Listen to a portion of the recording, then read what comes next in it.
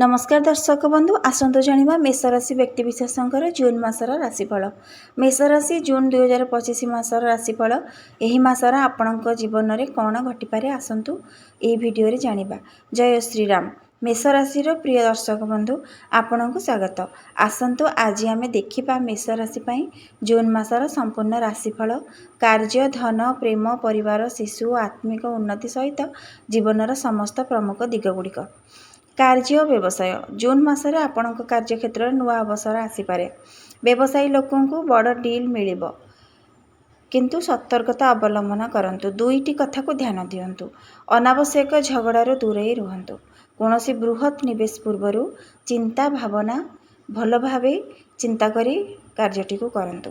धन और आर्थिक स्थिति किपरि रहिबो मेष राशि व्यक्ति विशेषज्ञ पई जून मास 2025 रे। लग्नेश मंगल रैत्रु थिबारु आर्थिक मामलारे सावधान रुहंतु। व्यय बढ़ी पारे, विशेषकर डाक्तरी खर्च और गाड़ी व्यय धन रक्षा पाई वैदिक मंत्र जप करंतु। दिन को 11 थर यह मंत्र को जप करेंगे। ओम श्री महालक्ष्मी नमः यही मंत्र को दिन को 11 थर जप करंतु। प्रेम और विवाह यही मास मध्य प्रेम जीवन में अल्प संघर्ष आसीपारे। दूर दूरांतर भावना को दूर करी आपणक साथी सहित संभाषण बढ़ातु। विवाह जोग देखा जाउछि। विशेषकर अंतिम सप्ताह निर्णय हेबार संभावना अच्छे। परिवार और संबंध किपरि रहिबो मेष राशि व्यक्ति विशेषज्ञ जून मासरे। गृह समस्या उठिबारे वृद्ध पितामाता स्वास्थ्य उपरे ध्यान दियंतु। भाई भौणी और पिलामानक सहित संबंध मधुर रहिबार संभावना। अनावश्यक विवाद रे जीवा ठीक नुहे। शांति और धैर्य अनुसरण करंतु। शिशु शिक्षा किपरि रहिबो नुआ शिक्षार अवसर मिल पारे। विदेश जीवा जोग देखा देउछि। विनियोग मनोविज्ञान दृष्टि यह भल रहिबो। स्वास्थ्य किपरि रहिबो मेष राशि एही मास दुर्बल स्वास्थ्यर संकेत देउछि। मुख्यतः हृदय और रक्तचाप समस्या देखा जीवा संभावना अच्छे। रोज सकाळे प्राणायाम करंतु। यह मन को शांत देव। आत्मिक जीवन उपाय मंगल जनित पीड़ा को शांत करने को मंगलवार उपवास हनुमान चालीसा पाठ करंतु। गृह मध्य गणेश और नृसिंह भजन ध्वनि चलांतु। निश्चय शुभफल मिलिबो।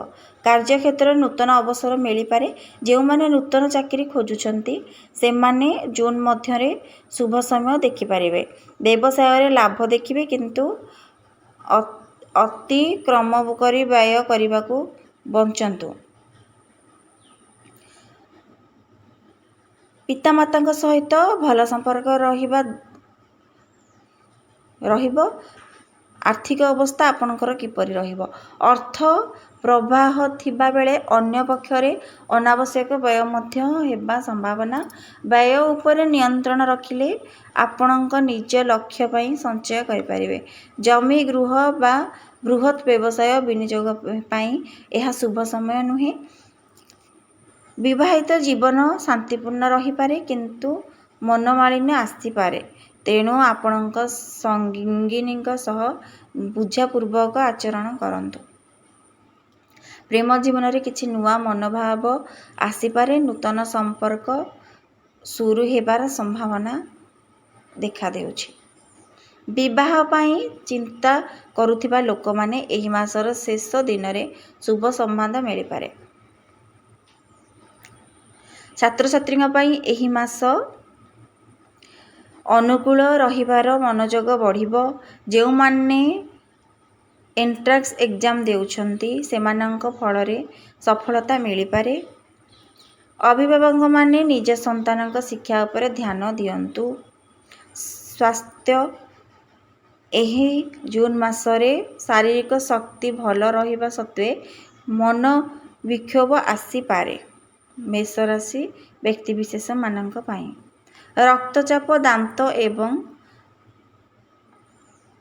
चर्म समस्या